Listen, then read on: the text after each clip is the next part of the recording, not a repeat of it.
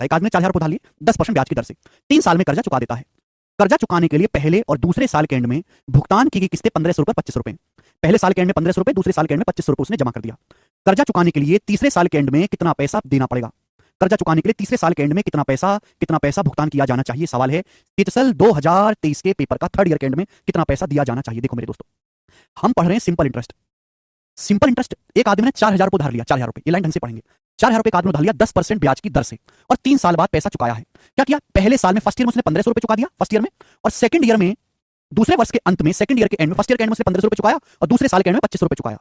तो कर्जा खत्म करने के लिए तीसरे साल के एंड में कितना पैसा पेमेंट करना पड़ेगा? आप सुनो, जब भी हम मेरे दोस्तों पैसा चुकाते हैं सिंपल इंटरेस्ट में तो हमेशा प्रिंसिपल कम होता है। प्रिंसिपल, अगर आपने 4,000 रुपये उधार लिया है, 4,000 रुपये अगर आपने उधार लिया है, ब्याज की दर है 10%, तो पहले साल मेरे दोस्तों ध्यान सुनिएगा, अगर आपने 4,000 रुपये उधार लिया है तो पहले साल 10% ब्याज लगेगा, 400 रुपये, 400 रुपये ब्याज लगेगा मेरे दोस्तों, 400 रुपये। तो पहले साल में 400 रुपये ब्याज लग जाएगा। एक साल में 10% ब्याज है, आपने 4,000 रुपये उधार लिया तो 4,000 रुपये का 10% पहले साल 400 रुपये ब्याज लग जाएगा। अब पहले साल के एंड में आपने 1500 रुपये चुका दिए, 4,000 में से 1500 रुपये आपने चुका दिए, तो बचे कितने? 2500 रुपये।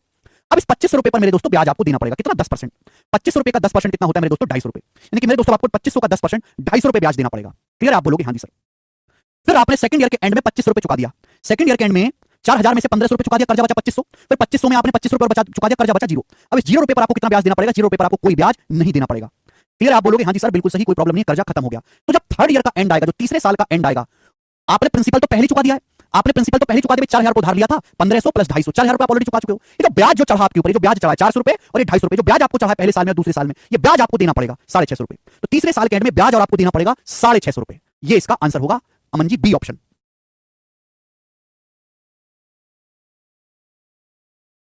जब भी हम सिंपल इंटरेस्ट में पैसा चुकाते हैं बीच में तो हमेशा प्रिंसिपल कम होता है, ध्यान रखिएगा।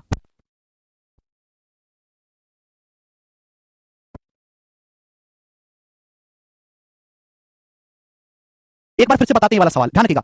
सिंपल इंटरेस्ट यानी कि साधारण ब्याज में जब भी हम पैसा चुकाते हैं बीच बीच में तो हमेशा मूलधन कम होता चला जाता है, आपका कर्जा कम होता चला जाता है। आपने 4,000 रुपये उधार लिए एक बैंक से 10% ब्याज की दर से सिंपल इंटरेस्ट पे, 3 साल में आपने कर्जा खत्म किया। कर्जा चुकाने के लिए पहले साल और दूसरे साल में 1500 रुपये और 2500 रुपये आपने पेमेंट किया है। तो कर्जा खत्म करने के लिए तीसरे साल के एंड में कितना पैसा पेमेंट करना पड़ेगा? आपने 4,000 रुपये उधार लिया, ब्याज की दर 10%, तो पहले साल कितना ब्याज होगा? पहले साल आपका ब्याज हो जाएगा फर्स्ट ईयर में 400 रुपये, 4,000 का 10%, 400 रुपये। अब एक साल के बाद आपने 1500 रुपये चुका दिया, पहले साल के एंड में 1500 रुपये चुका दिया, 4,000 कर्जा लिया था आपने, 1500 रुपये चुका दिया, कर्जा बचा 2500 रुपये। अब इस 2500 रुपये पर सेकंड ईयर में, इस 2500 रुपये पर सेकंड ईयर में कितना ब्याज देना पड़ेगा? 250 रुपये, 250 रुपये, 2500 का 10%। अब सेकंड ईयर के एंड में 2500 रुपये चुका दिया, आपका कर्जा 2500 था, 2500 में आपने 25 रुपये चुका दिया, आपका कर्जा बचा 0, 0 आपका कर्जा बता। तो 0 पर ब्याज भी कितना देना पड़ेगा? 0 का 10% 0 ही होता है, 0 पर ब्याज भी आपको 0 देना पड़ेगा। आपने एक्चुअली प्रिंसिपल तो पूरा लौटा दिया, 4,000 रुपये उधार लिया था, 1500 और 2500, 4,000 आपने लौटा दिया। लेकिन जो ये ब्याज है, जो पहले साल का ब्याज 400 है, जो दूसरे साल का ब्याज 250, ब्याज नहीं चुकाया अभी, ये ब्याज आपको तीसरे साल में देना पड़ेगा 650 रुपये। तो तीसरे साल के एंड में केवल आप 650 रुपये ब्याज दोगे। ये सवाल जो है आपको बिल्कुल बेसिक से ट्रेडिशनल करना है, एक एक साल का हिसाब अलग अलग रखना है। जब भी ऐसा कोई क्वेश्चन आए, एक ही सवाल करवा रहा हूं तो एक एक साल का हिसाब किताब आपको अलग अलग निकालना है, ठीक है ना? यस श्याम जी, वही किया है हमने। ठीक है, आगे चलते हैं, नेक्स्ट क्वेश्चन बनाओ। सवाल नंबर 36 करेंगे। सवाल 2017 के प्री के पेपर का पूछा हुआ है, एकदम मिसलेनियस रंगारंग सवाल बनाएं, 2017 प्री का करेंगे बच्चों। नीति सर, क्या अभी से पढ़ के सीजल 2024 निकाल सकते हैं?